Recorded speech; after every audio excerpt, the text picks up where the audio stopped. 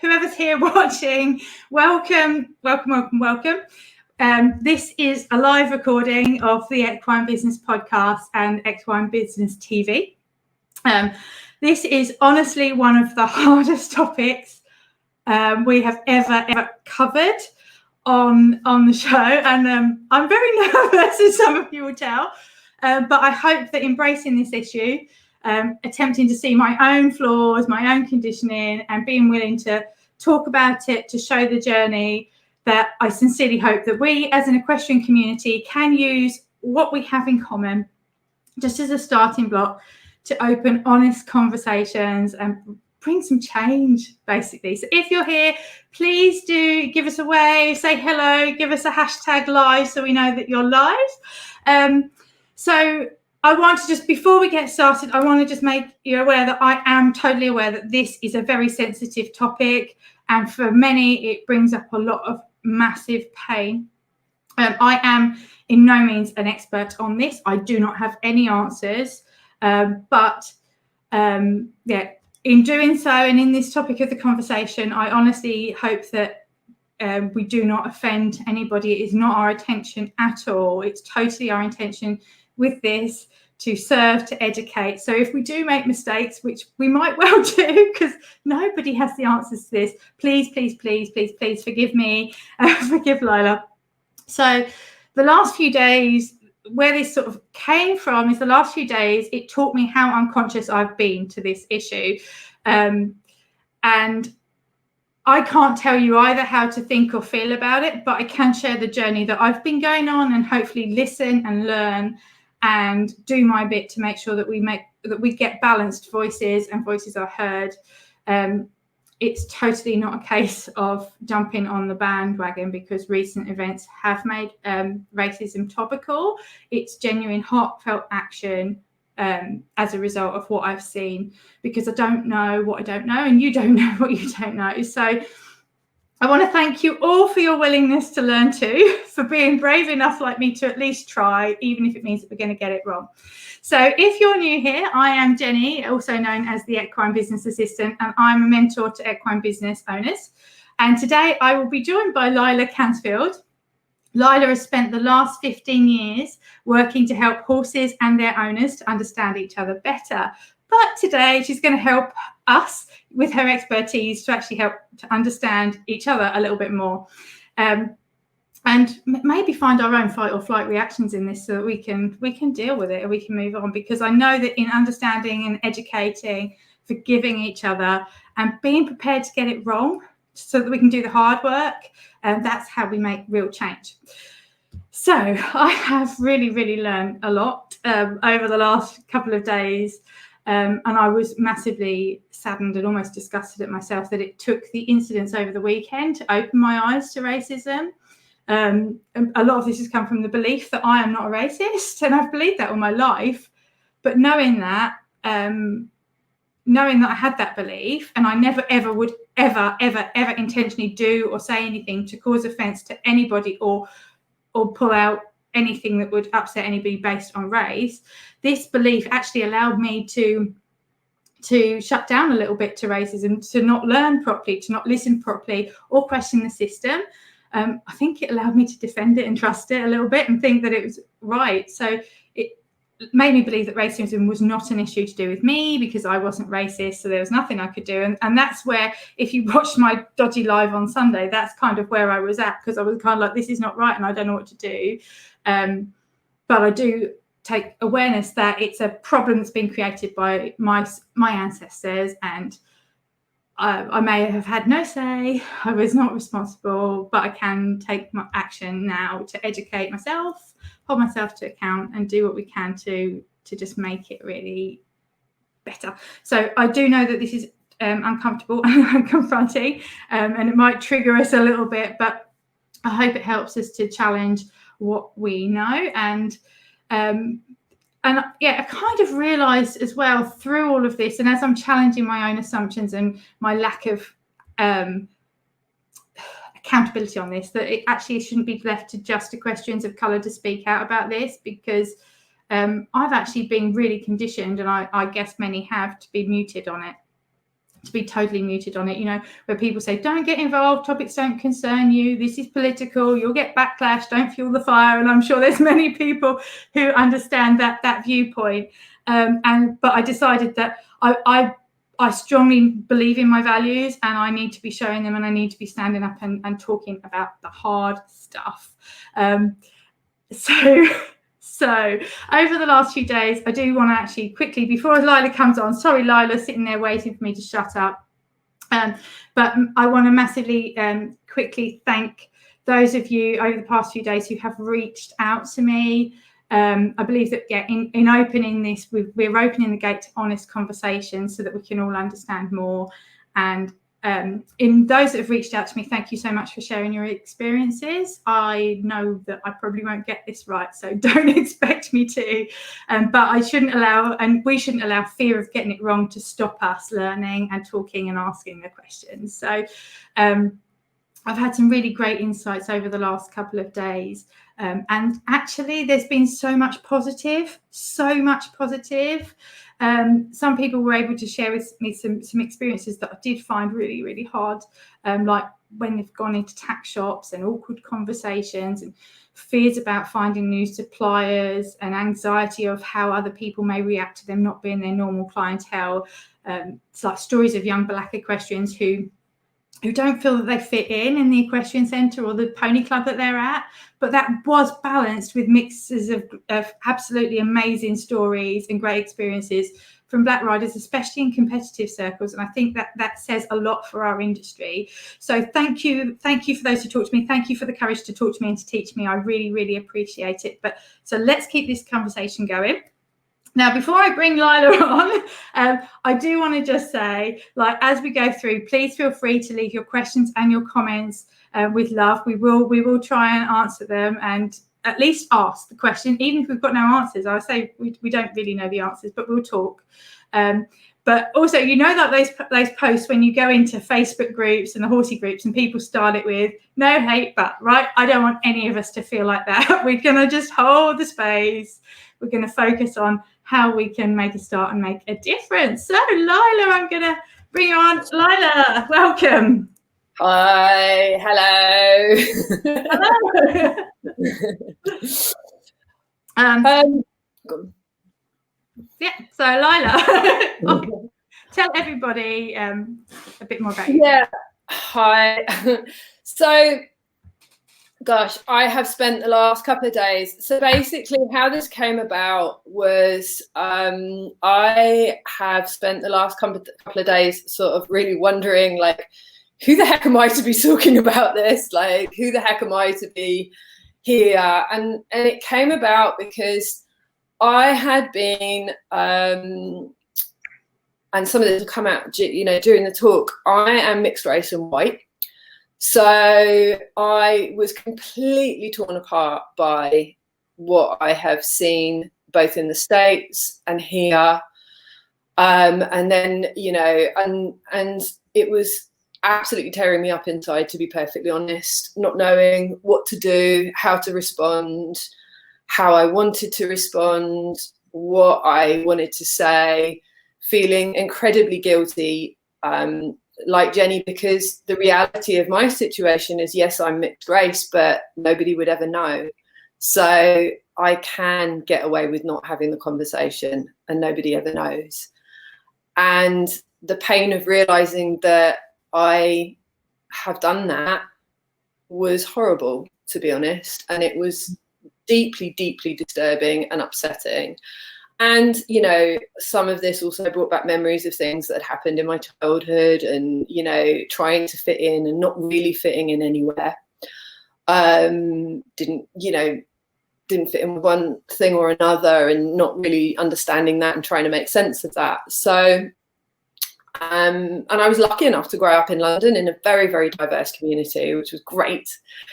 But yeah, so all of that came sort of flooding into me, and one of the things I really wanted to say about this as well is we've had such a difficult, stressful, emotional time, not only because of this, but because the backdrop of this has been all of, you know, everything that's been going on with lockdown, quarantines, coronavirus, all of that stuff. So we shouldn't underestimate what that's done to our emotional responses to things. So and then on top of that, we've had this, you know, sort of, you know, this, so much has happened, you know, and trying to make sense of it, and, you know, people with very, very strong opinions in one direction or another about all sorts of different things, and it's all got into this melting pot. And so I was watching all of this going along and going like, oh, what do I do? I don't know what to do. And I'm not as brave as Jenny, so I didn't go live. I don't think the worst thing so, and I just sat in my own little world going like with my head exploding. And and it was only when I saw Jenny's live on Sunday, and I saw, you know, Jenny is somebody I know. She's coached me a bit. We've worked together a little bit, but also because, probably a little bit like some of you, because I've seen her and I feel I know her so well, even though we've never met live. You know, I consider her to be a friend as well, because she's always on my feed, and I love her. I love seeing her. So when I saw her hurting so much, it really triggered something in me about like, come on, we've got to do something here. And you know, we've got to start to get a dialogue going, and it's not about, you know, one person's right or either or any of those things. It's about us all coming together and going, right, how do we make the world a better place? And that's what it's about. It's like, how do we move forward from here? Where do we go? Like, how do we make sure that we don't repeat the mistakes that our ancestors have made? Because let's be honest, a lot of this has been inherited. Yeah. So that was kind of, so as I say, Jenny really triggered me to start to go, okay, right, what do we actually do? Like, how do we start? And so that made me go, right, okay, well, what am I going to do? What am I going to do to change this, you know, for my world, for, you know, the future going forward? Like, how do I make a difference? How do I make a change? Because I do not want to see people suffering like they are. And you know, it's easy for us to get, especially in the UK, to get a little bit, you know, we're not going to lose our lives for the most part. Do you know what I mean? Like, you know, my father used to get stopped a lot by the police coming home from work. My father's a musician, so he'd often come home from work late at night, and he used to get stopped. It was like a regular occurrence, you know, I got stopped by the police again. And, you know, and that used to happen very often, but, you know, I never feared for his life. You know, you look at some of the videos of mothers fearing for their sons' lives out there, and that's why it has exploded so much in the States, because that's really, they're talking about a life or death situation. You know, we're not talking about that, but we are, you know, it's much more subtle, and because it's much more subtle, I think, and you know, our British way of kind of like, that's okay.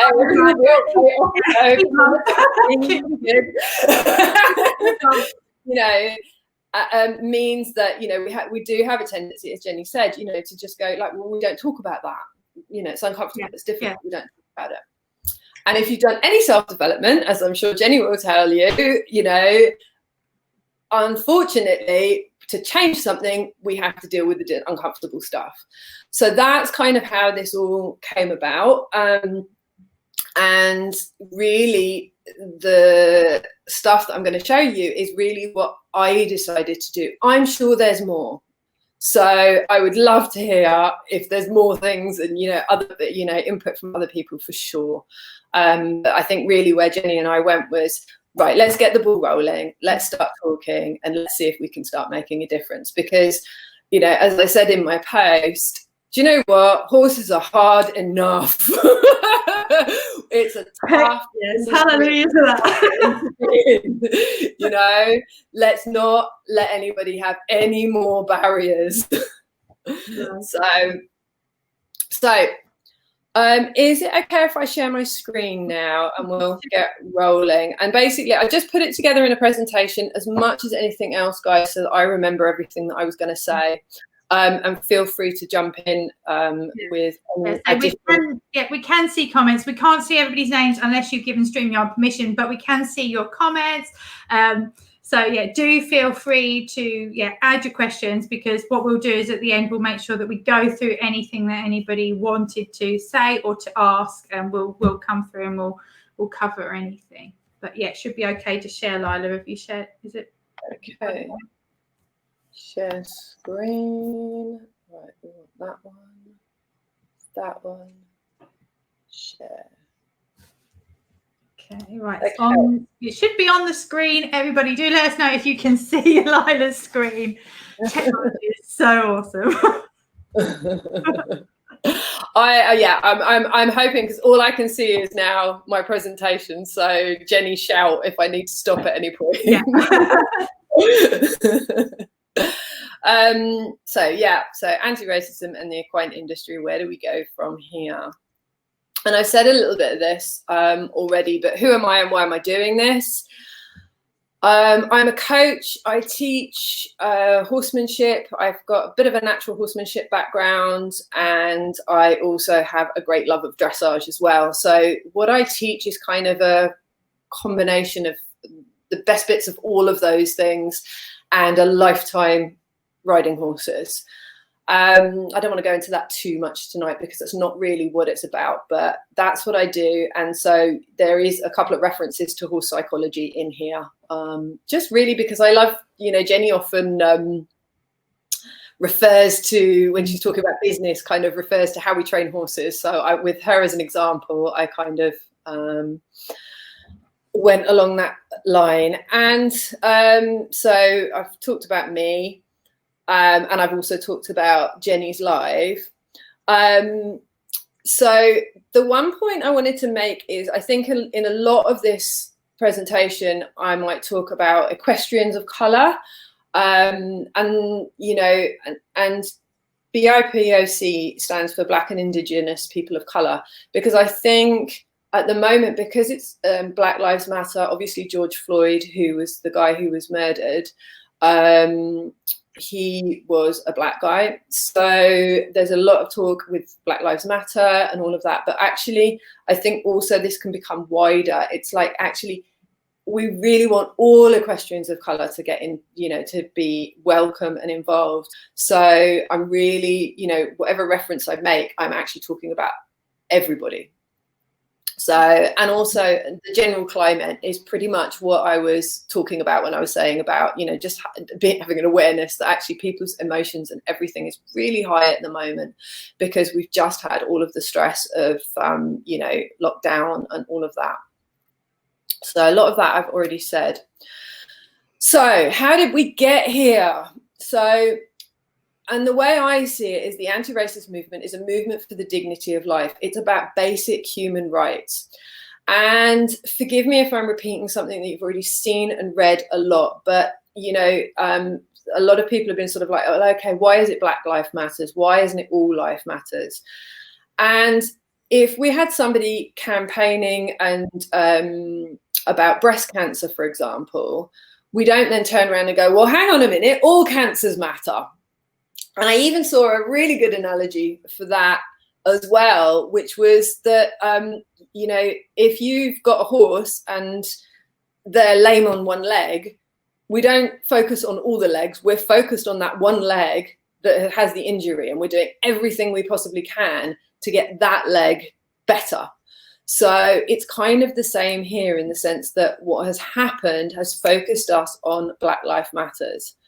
But actually, this is about basic human rights for all people of colour, because it has been going on for a long time. And I also wanted to sort of make, the point that violence is unacceptable in any form. Of course it is. That should be a given, because if we're talking about the dignity of life and we're talking about human rights, well, actually violence just doesn't come into that at all. And it's unfortunate and, extremely sad that things in some cases have got violent, but actually that should never detract from the fact that this is a massively important issue, and really what we're talking about is basic human rights for everybody.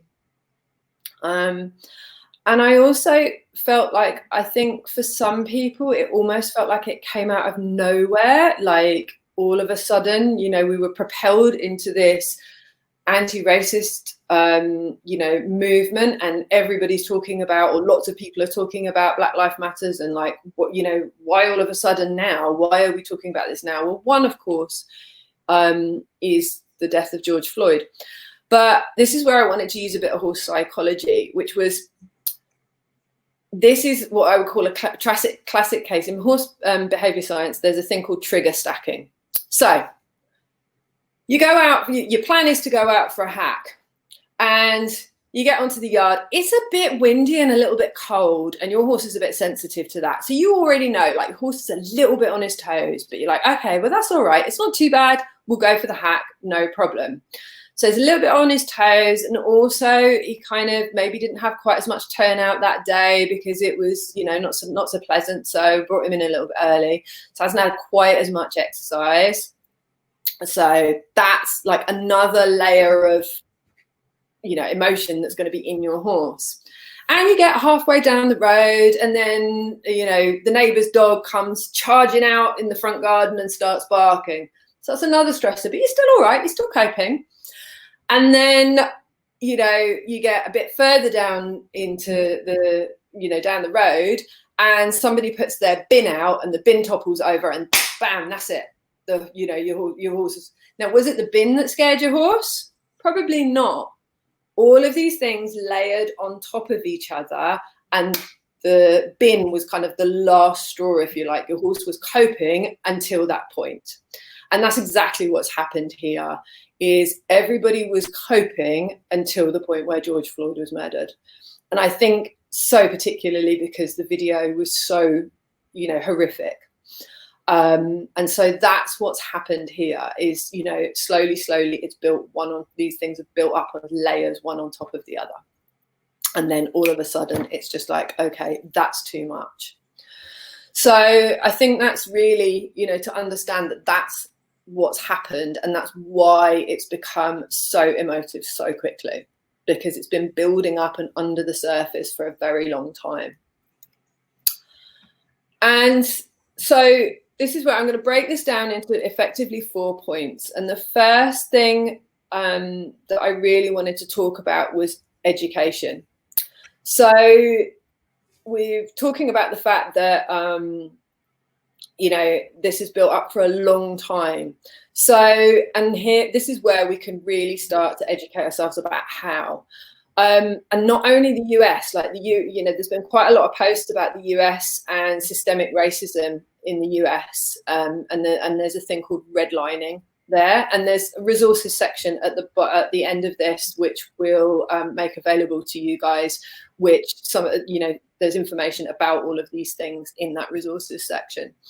But there was, you know, in the US there was redlining, in the UK there was Windrush, and there was also the Slave Compensation Act. Now, a lot of this stuff has background in at least 100 years ago, if not more.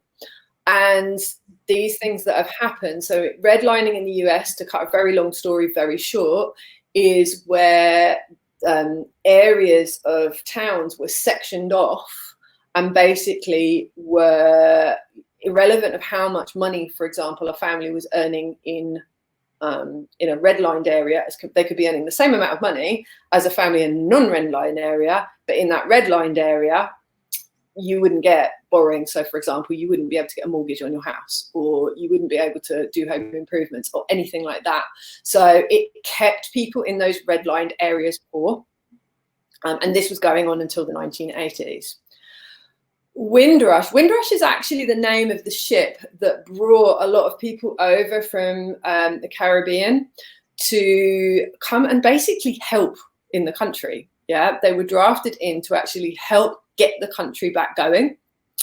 And what happened it was actually just last year, what happened was the Windrush scandal was when people that had been brought into the country during the Windrush generation, and you know, the children of people that are come over on that ship and be given UK citizenship, their citizenship was questioned, and basically they were told that they'd been living illegally, they weren't allowed to work. Some people were actually put in prison, and they were basically told, that's it, you're going to be deported, or we'll give you some money to set up back where you came from. But of course, these are people that have lived their whole lives in the UK. As far as they're concerned, they're completely British. They've paid tax, they've paid national insurance. Now all of a sudden they're being told they've got to go back to, you know, or got to go to, you know, a country that actually isn't their home. So that was the Windrush scandal last year, and you know, the claims for compensation for that are still going on, and a lot of them haven't been paid out. So again, it's like, again, I've got resources. I'm really kind of breaking this down into very short little stories. There's a lot more detail, and there's a lot more to know about all of this. So I really encourage you to understand the history of like how this all came about, because, you know, if you've been to the States, you'll know, like, you can drive in the city and see the different areas, and you're like, oh my gosh, like, it really hit me, like, how that's how it happened. I had no idea how, you know, these things have come about. And then there's also the Slave Compensation Act in the UK, which was where basically this was in the 1800s. When slavery was abolished in the UK, the slavers, so the people that had incarcerated people and made them work for nothing and in awful circumstances, they were compensated. The enslaved, the people that had actually been through this horrendousness, who had been doctors and teachers and educators before they were enslaved, got nothing. So, and there's a lot more to read about that. Again, I'm just making it really short, but it's just to start to understand a bit about the history of how this happened. Yeah, definitely. And Lila, yeah, Jane was just saying it on there's the Sitting in Limbo, which was about and that's just come out. I think it's on iPlayer. I think it's available on iPlayer as well. Which it does help to bring to light, because while we heard little bits, unless you're actually focusing on all this stuff, it's so easy for us to miss. So and this last point probably also follows into the next slide as well.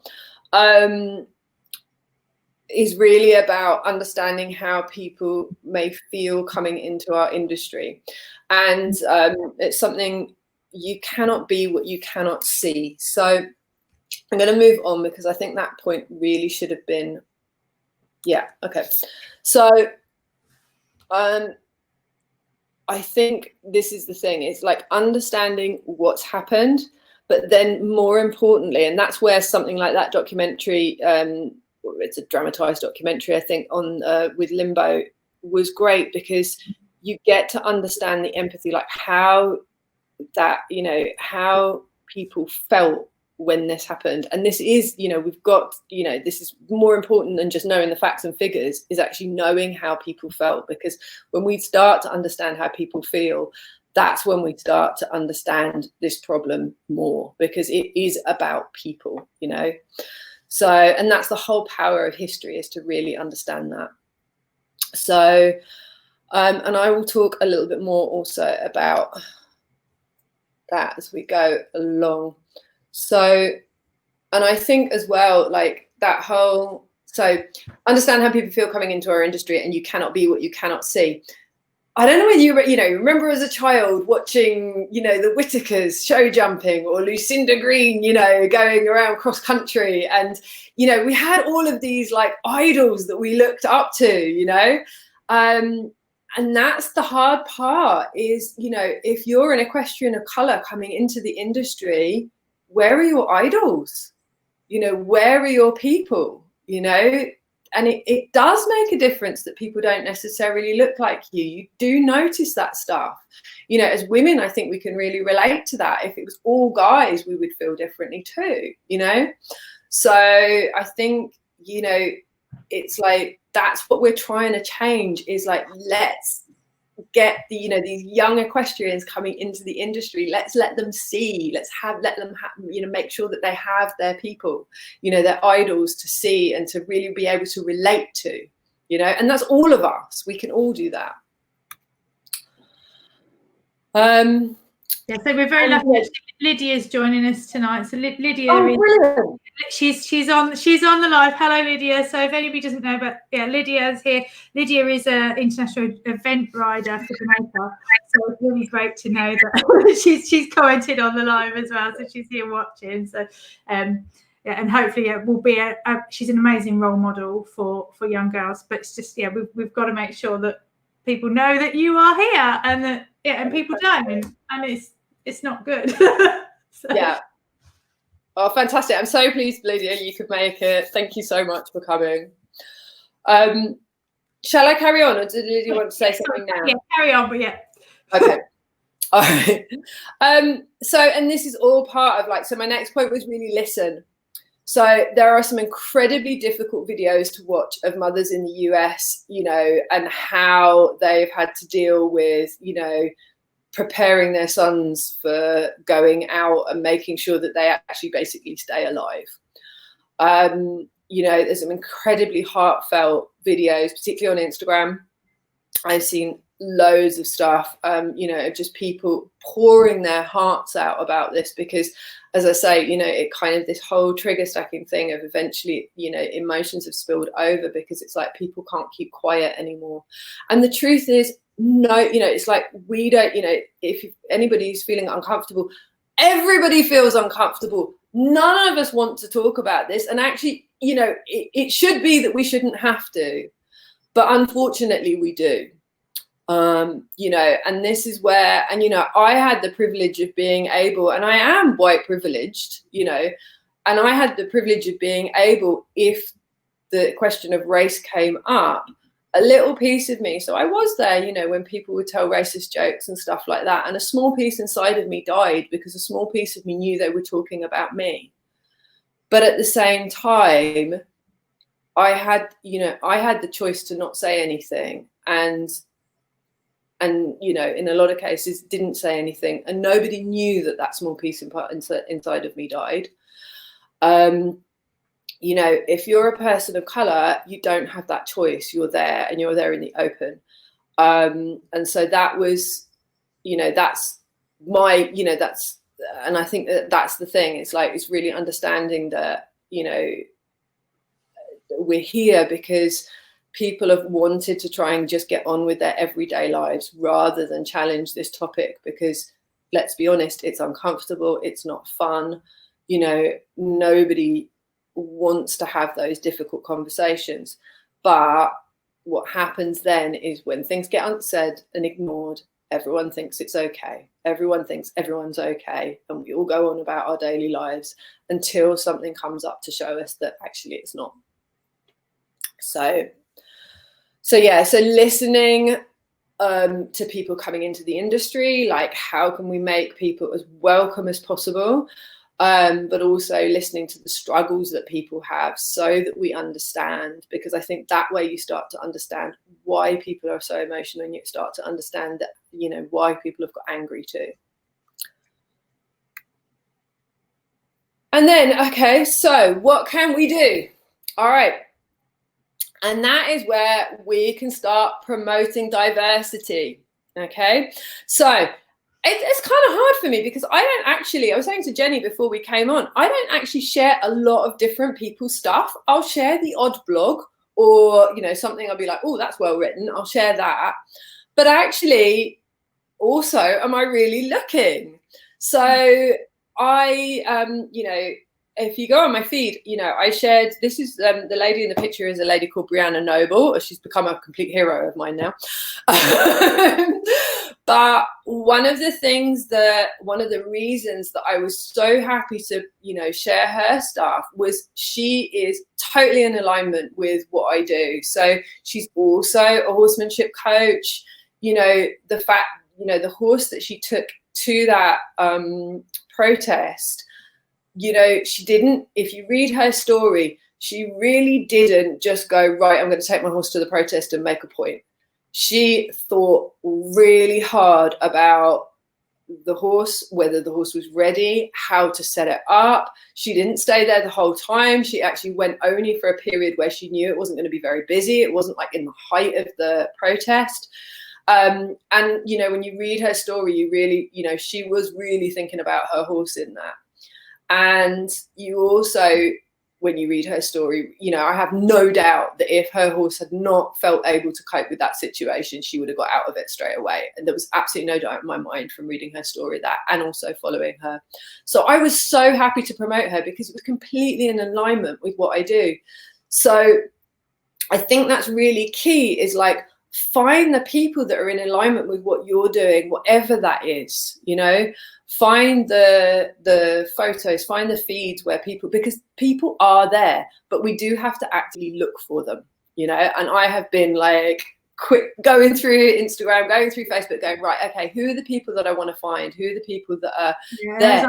So that it's somewhere that I feel that I've genuinely fallen down a little bit because I've been so busy and I don't have time. So sometimes unless things come onto my radar or I've got time to actively look, and it's just been such a busy period. And so I felt that, yeah, I hadn't yet, I kind of let that side down. So it's, yeah, good to, be reminded to do that.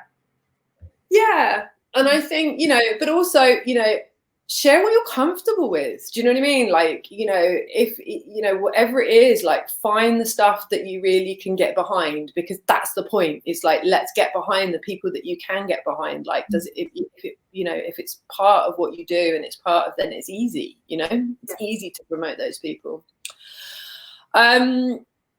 And, you know, obviously we're talking about, you know, this is an equine business group. So I was thinking about, you know, product brands, you know, make sure you've got diversity in your marketing. You know, Jenny, you were talking about, you know, getting some different photographs. Yeah. And I've just picked a couple. I'm sure there are more brands here, but I just picked a couple that I knew were already kind of starting to do it.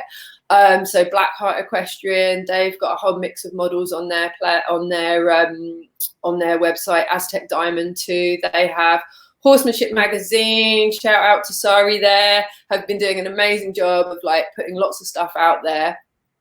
And as I say, I know there's probably more people there. These were just the ones that I picked off the radar quickly.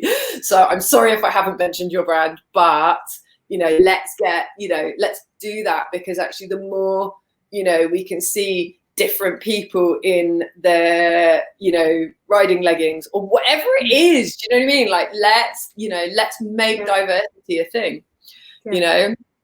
And so, and also, like, I think it's very hard for like those equestrians that feel a little bit self-conscious anyway. And I know I coach a lot of people who are afraid to be visible, like really afraid to be visible, even in their brands.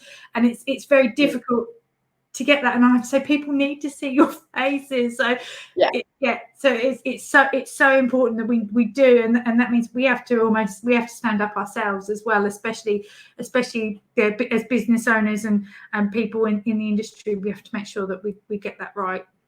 Yeah. And you know, the last point, again, exactly what I was saying, like, consciously, you know, put some effort into making your feed diverse, you know. Find other people, you know, because actually they're out there, you know, and it's great. And, you know, I've found some great kids and stuff that actually I really want to, like, you know, promote and encourage and stuff like that, you know. So it's brilliant, you know. It's really, I've actually, once I started to go, okay, I was like, oh wow, look at this, you know. I found a lady in hijab, you know, who's riding racehorses, you know. It's amazing. You know, there's so much. And actually, that's one of the things that I have been told, that the racing industry is really, really diverse, and and they're doing a good job, is what I've heard. I haven't had time to look too much into it, but that's Oh, come on, Jenny. We planned this 2 days ago. No, I know. I've been too busy going, who am I? Why should I talk about this? Why should I talk about this? Yeah. Getting over my own. Oh my gosh. But no, I think we have to. If not us, who? If we don't stop the conversation, if we're not brave enough to stop the conversation, we won't get anywhere. So this is going well. Yeah. And then their last point was challenge. And this comes in two parts. Obviously, it's like challenge racism and prejudice if you see it. And I think the wider benefit of actually a lot of this work is going to be, not only are we going to start to really think about racism, but I think we're also going to start to think about other prejudice as well. So, and get really conscious about basically treating people and human beings as human beings, you know, no matter what is going on. And that's what I really pray comes out of this as well, is that, you know, people are just, you know. I feel a lot of the time that comes out of genuine fear, and we're always a little bit worried about people we don't know, and that's a natural thing, and especially if there's something that feels different. And I think that's why it's so good in the equestrian industry. We can focus on the horses and what we've got in common, and from there move forward. And I think it's really important to when you do start feeling that come up in yourself, and you do think, oh my gosh, I'm worried here, I've got fear, to actually say, okay, what can I focus on that's actually positive that we've got in common? Yeah, absolutely. And challenging something doesn't have to be a keyboard war on social media. Do you know what I mean? It really doesn't. Yeah. And in fact, to be honest, that's probably the worst place to do those sorts of things anyway. So and I just thought that's important to sort of make that point. You know, it's okay to challenge something privately, you know, and to point that out or to talk. And I think that's the thing, be open to talking, because, you know, as well, it might purely be a lack of awareness. So it's really easy, and that's again where social comes in. It's so easy to point the finger, and actually you could find that the person on the other end is like, oh my gosh, I had never even thought about it coming across like that, you know. So I think it's also to challenge things in a way that allows room for everybody to grow. Yeah. And again, it's done in a way that allows people to not knee jerk and go onto the fight or flight reaction. Yeah, exactly. Because we've all got that in us. To, like, as soon as somebody goes, oh, you shouldn't have done it, you go, whoa, your natural instinct is to defend yourself, isn't it? Even if you were wrong. So it's kind of like, being aware of how can you do it in a way that's loving and kind. Yeah. And I think this challenge also applies to ourselves. So this is the way I'm saying the challenge comes in two parts. It's like obviously challenging racism, challenging prejudice if you see it, but also challenging ourselves. And, you know, as with the Black Lives Matter hashtag and movement, you know, there was a lot of misunderstanding of like what that meant. I think there's also been a fair amount of misunderstanding about white privilege. And white privilege is nothing more, you know, I definitely have that, you know, it's nothing more complicated than the fact that you know, your skin color is not something that you have to think about or you're judged on, or that, you know, you have to be concerned about. So that experience I shared where, you know, I didn't have to say something because I was seen as part of some club or whatever. You know, that's white privilege right there. You know, I didn't have to have that conversation, you know. I don't think until even like the last week or so, I don't think that was even on my radar that I had white privilege. It was never ever something that even crossed my mind. Yeah. So, yes, which is why when the word comes up, I was kind of like, huh? Yeah. If it's not something that you, and again, it's not something that I've ever been in a position to talk about to anybody. No, absolutely. And, you know, and it doesn't necessarily mean you've had, and, you know, and I think that's the other part, is it doesn't mean you've had an easy life, you know, just because you have white privilege, it really doesn't, you know. So, and also, like, I think some of the questions, and these are questions like I just listed a couple that I thought, I know that they get asked, and like people aren't really thinking when they're asking those things. So I was reading an experience from a lady who is a businesswoman. She has a Scottish accent, And so she, does a lot of her initial business on the phone, and then she would get people, like she'd meet people in meetings and they'd be like, oh, I didn't think you looked like that. And it's like, you already, it goes down to my last point. You've already divided somebody. You've already made them different. Made it awkward and Yeah, exactly. So it's not that you've necessarily said anything obviously racist, but you've pointed out that somebody is maybe not who you thought they were, or you know what I mean. It's already divisive, and that's really what we don't want. If we're wanting to welcome people in, if we wanted to be this inclusive place, which I think the equestrian industry actually, in a lot of cases does a really good job of.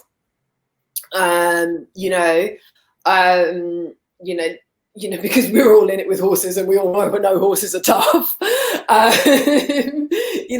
think it's those sorts of things. Where are you from, or where are your parents from? That's another one.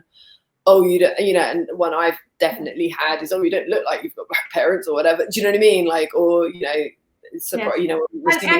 people just say stupid stuff sometimes. Like it sticks in my head that my husband's nan, the first time I met her and I explained that I was horsey and I taught riding and what I did, and her first comment that she came out to me was, "You don't look horsey." And I will never forget that. And I just think, some people, they don't realise what they say, and for some of it sticks, doesn't it? Because it makes you go. And I will never forget that moment. And I just think that's from me, Yeah. But yes, it's because, again, I have a hang up. I naturally have a hang up because I wasn't born into horses. So I've also got that. I feel inferior at times in the industry because I think, well, it wasn't my upbringing. Like, there you go. Am I less than? And so and there you go. That's absolutely. And then you add on to that, there's nobody here that looks like me. So educate, listen, promote, challenge. Those are the four things. Those are sort of the 4 points, if you like, that I wanted to highlight. And the last bit I've got is other actions we can take. So donate time or money. So Horsemanship Magazine, I'm going to give them another shout out. Basically, they have got an offer where if you donate, and I think it might actually be, correct me if I'm wrong, sorry, but it might be the same for urban projects that I've got listed here.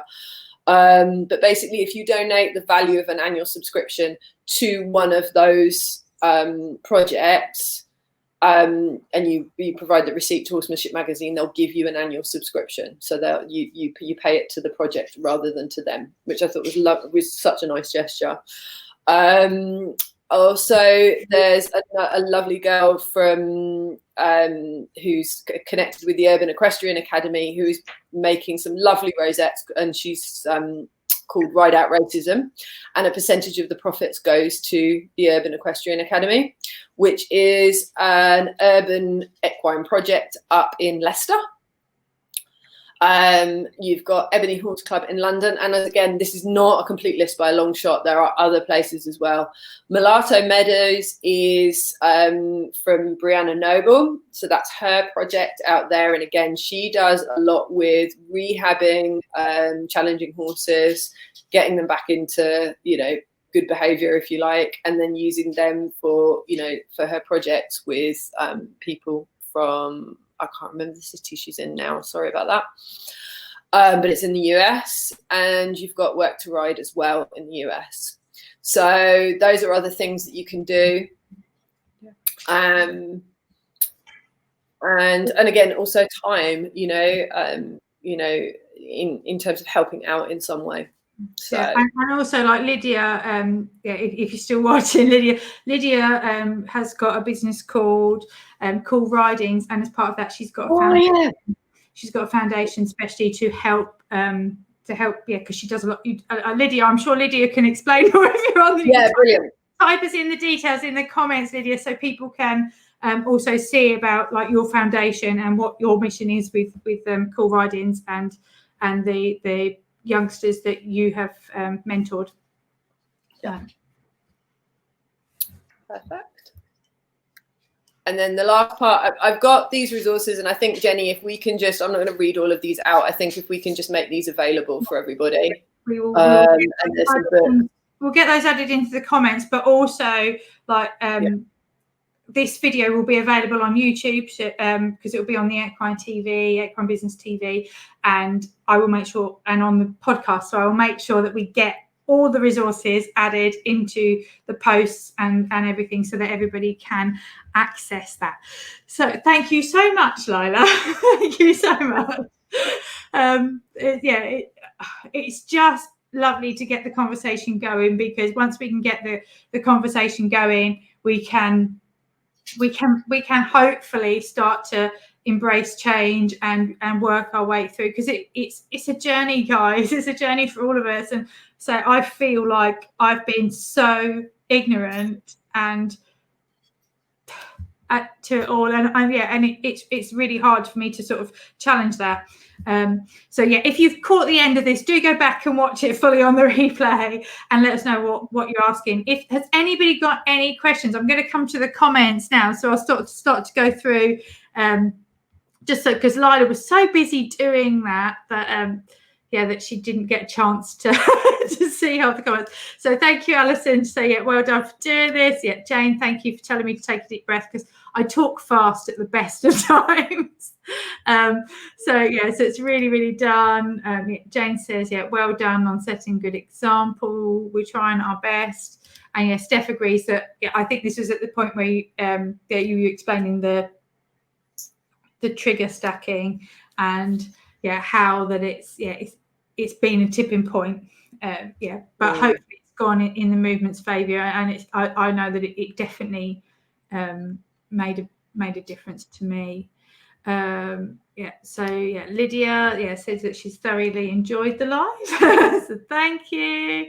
Thank you to Natasha for joining us as well. Do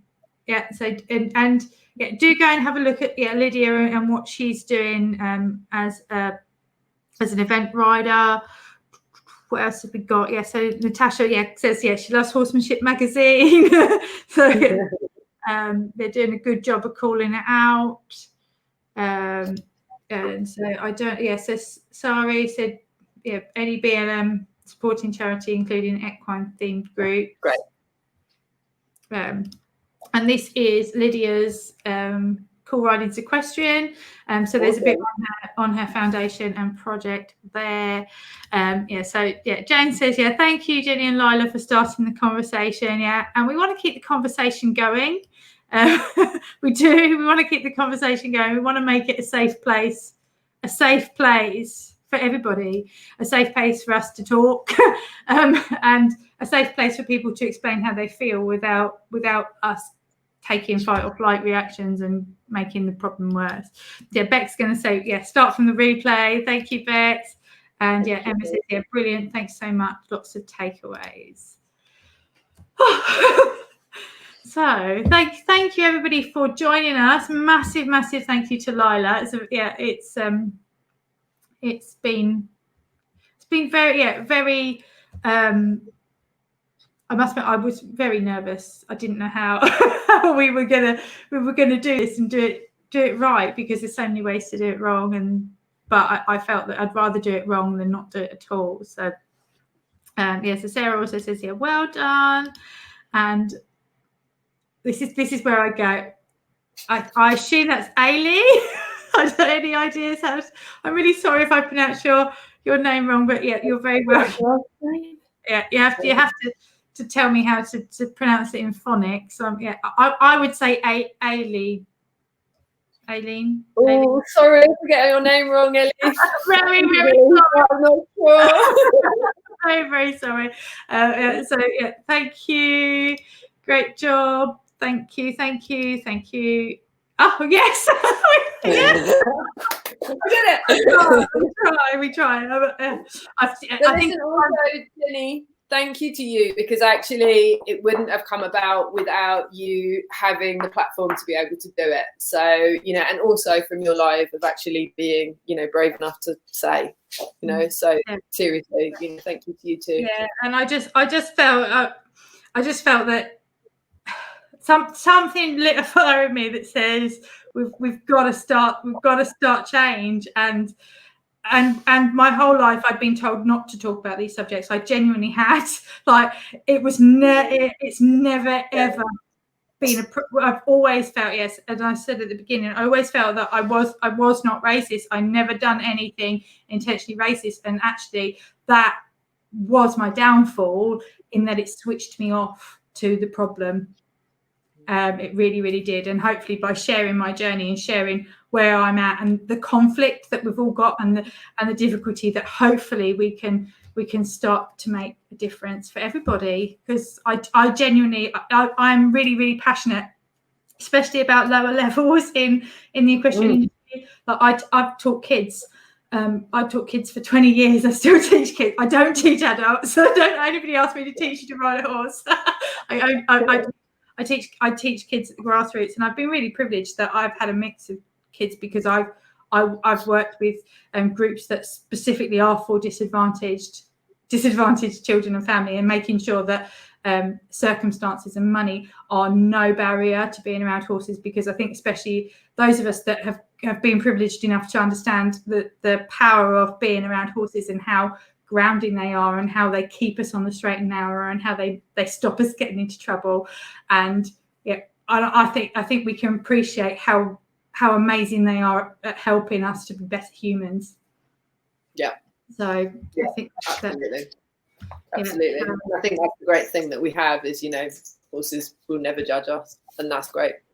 Yeah, and it's, yes, Cynthia saying thank you very much. So yeah, great to have you, Cynthia. We'll make sure that we get, because there is, and that's part of the thing that I wanted to say, is that I know there is diversity. I know there is diversity, but we're not doing well enough to show it, and we need to. And we need to all be brave enough to show up. Yeah. And so Paula says, yeah, thank you. It's a good session. Sorry it's not there for the beginning, but yeah, please go back and watch it from the beginning. Yeah, and sorry, thank you very much. It means a lot, and thank you so much, Lila. Because yeah, it's not something that I would have been able to talk about at all. And so you've educated me and inspired me to go and learn more, and to understand more, and to do what I can. I think as long as we're all talking, we're going to make massive change. So we're here because we love horses, and that's all that we, you know, at the end of the day, that's what it's about for us. So, you know, let's give as many people as we can the opportunity to love horses, feel the benefit of horses as much as we do. Yeah, that's it, really. It makes a massive difference. So we're going to end the live, guys. Thank you so much for joining us. I know it's been a long evening.